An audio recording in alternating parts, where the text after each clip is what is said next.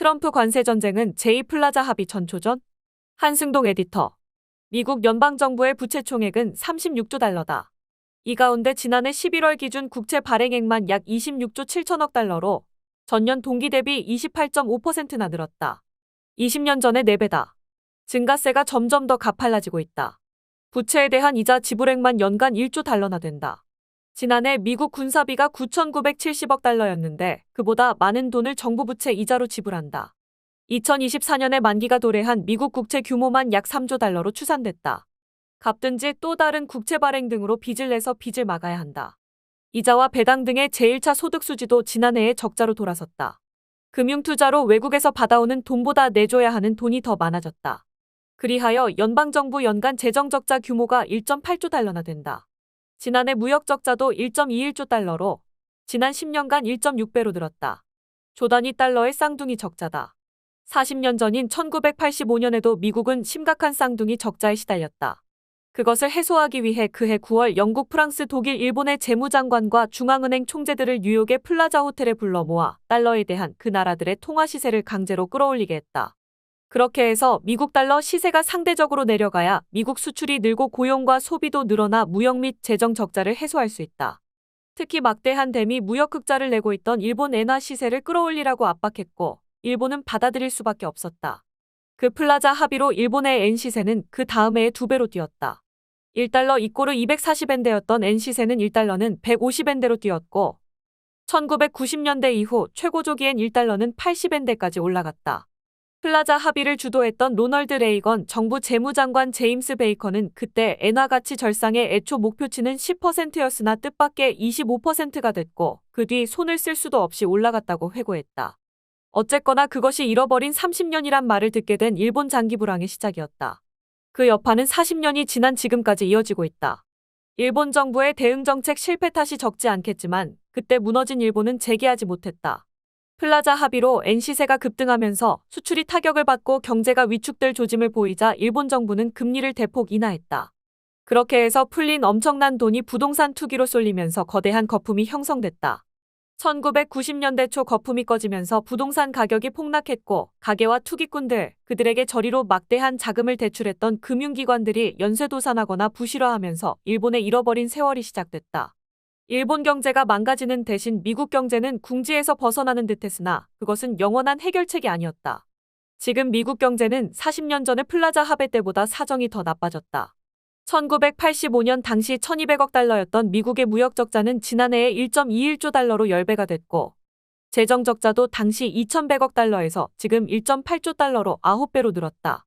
미국 경제가 이런 주기적 위기에 봉착하는 것은 기축통화 달러의 모순적인 자체 존립 구조 때문이다. 미국이 값싼 제품을 외국에서 수입하면 그 대금으로 달러가 유출된다.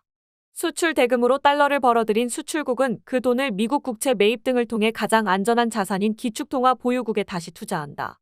결국 수입 대금으로 미국 바깥에 나간 달러는 다시 미국으로 환류한다. 2024년의 경우 미국의 무역 적자는 1.21조 달러였으나 금융 수지는 유출보다 유입이 1.27조 달러 더 많았다. 그렇게 해서 달러가 다시 미국에 쏠리면 달러는 강세가 되고 달러 강세는 미국 수출 산업에 불리하다. 그렇게 해서 무역 적자가 쌓이고 제조업이 죽고 세금이 거치지 않으면 재정 적자도 부풀어 오른다. 이는 모순관계다. 결제 수단이자 투자와 준비 자산인 달러가 미국 바깥으로 유출돼야 세계 경제가 돌아간다. 그렇게 해서 달러 수요가 많아지면 달러 시세가 올라가고 그것은 미국으로 환류된다.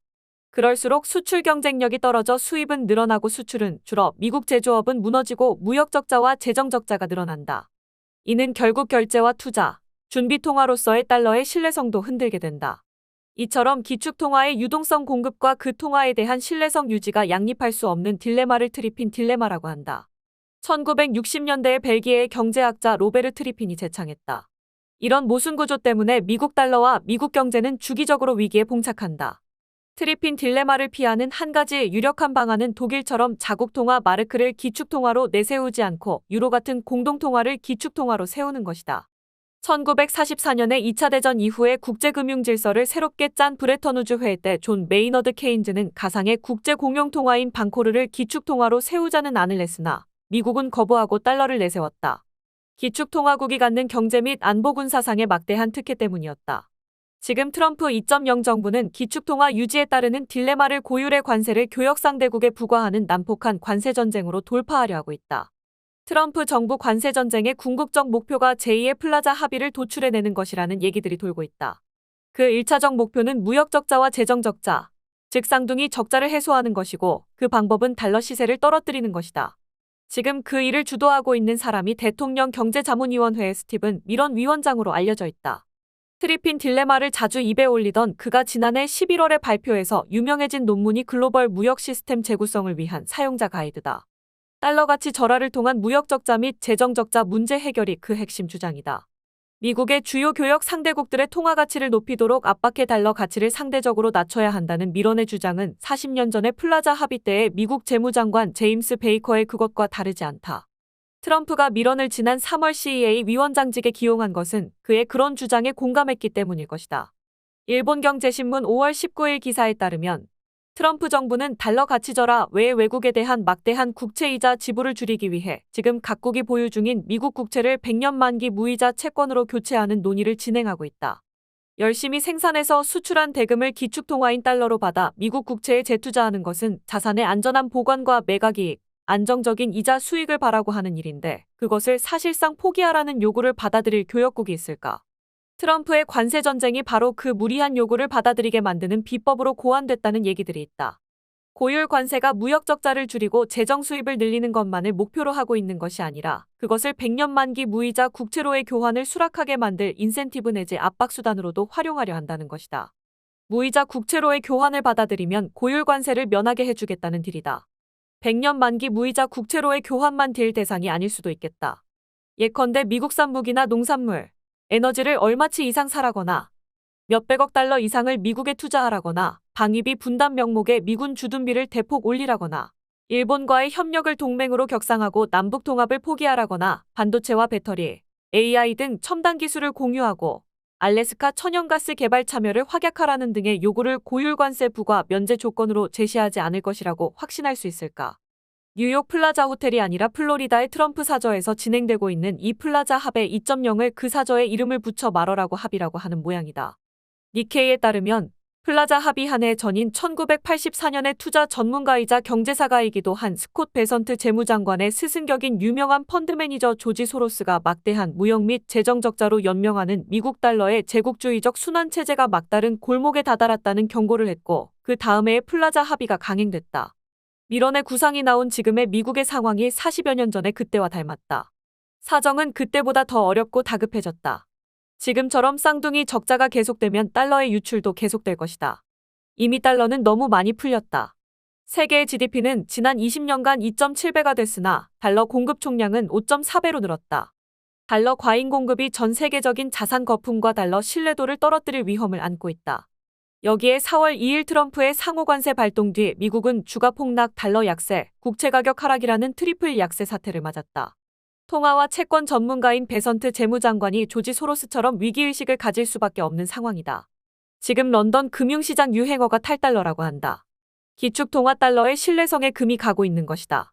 지난 16일 신용평가회사 무디스가 미국의 국가 신용등급을 최고 등급인 트리플 A에서 한 단계 아래인 더블 A로 내린 것도 그런 사정을 반영한다.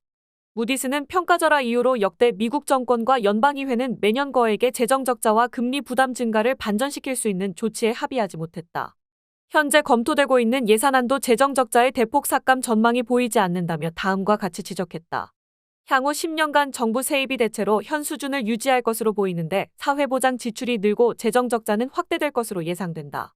그런 가운데 언제까지 이어질지 모를 거액의 재정적자로 정부 채무 및 금리 부담은 점점 더 커질 것이다.